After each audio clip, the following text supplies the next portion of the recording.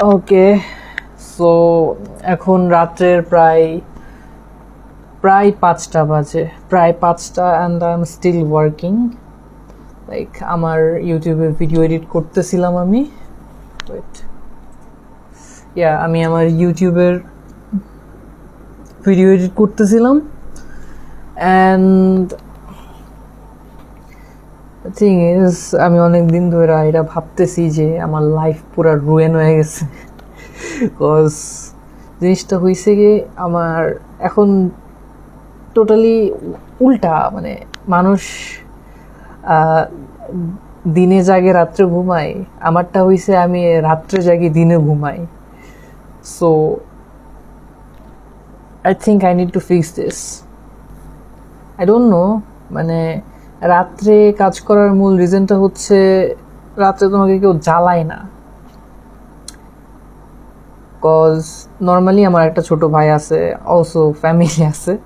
So সকালে জিনিসটা হয় কি, নর্মালি কাজ করা যায় না,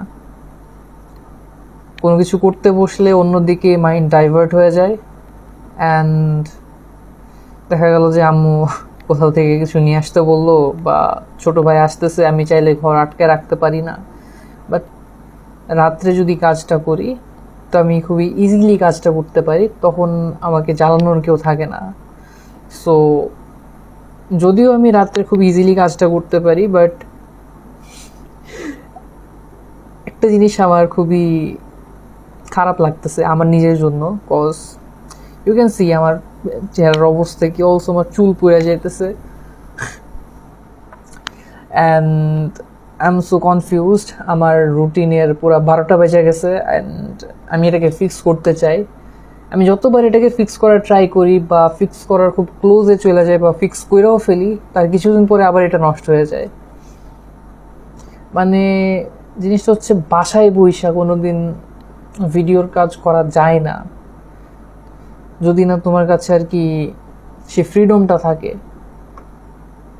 so sometimes it feels like আমার কাছে যদি একটা স্টুডিও থাকতো আমার খুব ইজি হইতো, যদি আমি একটা স্টুডিওতে কাজ করতে পারতাম, মানে আমার নিজের স্টুডিও, বাসায় না করে আমি প্রতিদিন সকালে যে স্টুডিওতে যে জাস্ট কাজ করতাম, যেন আমি আমার পুরো মাইন্ডটা শুধু ওই কাজটার ভিতরেই দিতে পারতাম, ওই স্টুডিওটার ভিতরে।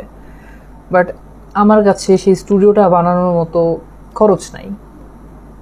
So I have some plans, তোমরা হয়তো বুঝতে পারতেছো, বাট এটার জন্য আমাকে এখন একটু খাটতে হবে।